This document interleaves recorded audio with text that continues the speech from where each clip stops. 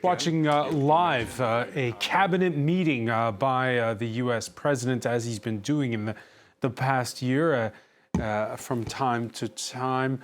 Donald Trump, who in his opening remarks there, announcing the reopening of Venezuela's airspace. With us to talk about some of the other big points is France 24's James Andre and our correspondent in Washington, Fraser Jackson.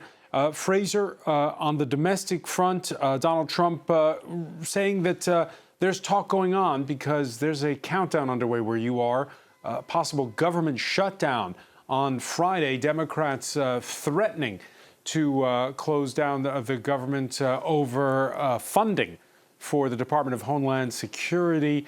A lot of anger over the ICE agents and their lethal tactics in Minneapolis and elsewhere. Donald Trump giving little away in that in his remarks into how those talks are going. What do we know? Yeah, well, Chuck Schumer, the other man who was on the other side of those talks, also hasn't given much away. He addressed the Senate just a short while ago. They were expected a test vote on that spending package, which is widely expected to fail. But these talks seemingly having made progress late on Wednesday, but we don't know exactly how far along they are. This basically is Chuck Schumer speaking to the White House to try to get the White House to agree to split this spending package up. There are 6 bills that have been bundled together into this package, which has to be passed by midnight on Friday. Otherwise, there will be another partial government shutdown.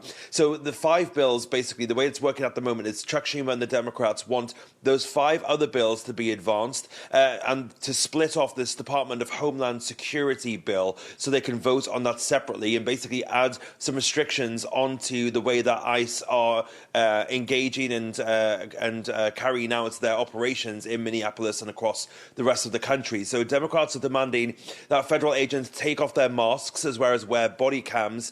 They also want the stopping of warrantless searches and arrests, and they're also asking for more accountability for those accused of using excessive force. So effectively what the talks over here at the moment are about is splitting that bill off and passing a short-term funding for the Department of Homeland Security and its operations, because under the DHS umbrella falls TSA, which is airport security, as well as the Coast Guard, and FEMA as well, the Federal Emergency Management Agency. And remember, we've just had quite a devastating snowstorm across the third of the country here. So FEMA is on the ground trying to help restore power to a lot of people in Texas and Louisiana and elsewhere that have been affected by that. So this stopgap funding bill would give time for those talks. But it should be noted that even if this stopgap bill is agreed upon and these talks more generally are agreed upon, time is very short to avoid a shutdown here, because the deadline is Friday at midnight, and the House, which would have to vote on this as well, is in recess until next week. So a shutdown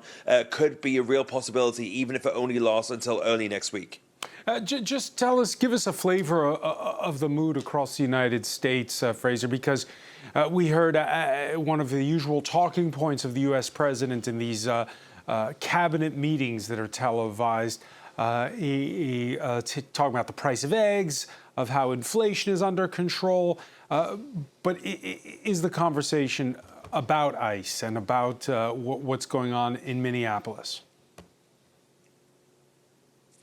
Well, I think Donald Trump is trying to make the conversation about affordability for 2 reasons. One, the optics of ICE have been very bad for this administration. And even though a lot of people in the lead up to the election agreed that immigration reform was necessary, and even around a half of the US electorate wanted to see mass deportations, the reality of that and how this is being carried out are 2 very different things. And then, of course, you couple into that the fact that 2 US citizens have been shot and killed by ICE agents and Border Patrol agents over the course of the last 3 weeks. The optics for that are playing extremely badly as well, and it's become a bit of a liability, and not only in terms of the electorate, but also even some Republican lawmakers now are calling for more open and transparent investigation. So that's one thing. And then the other thing is the fact that this affordability messaging has not been going well for Donald Trump as well. Even before the shooting of Alex Pretty over the weekend, we heard from Susie Wiles on background background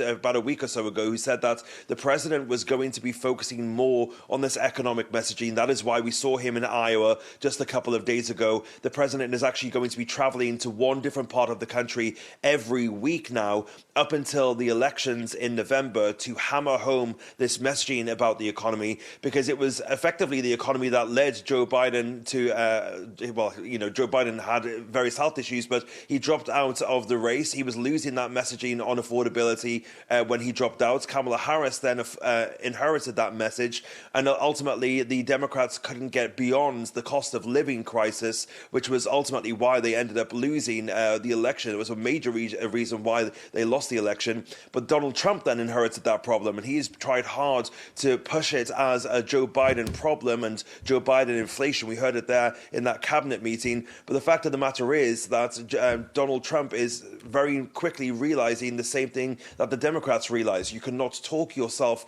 out of a feeling that people have. Just saying that the economy is doing well isn't enough if people on the ground are feeling the price of living increasing and the price of groceries increasing as well.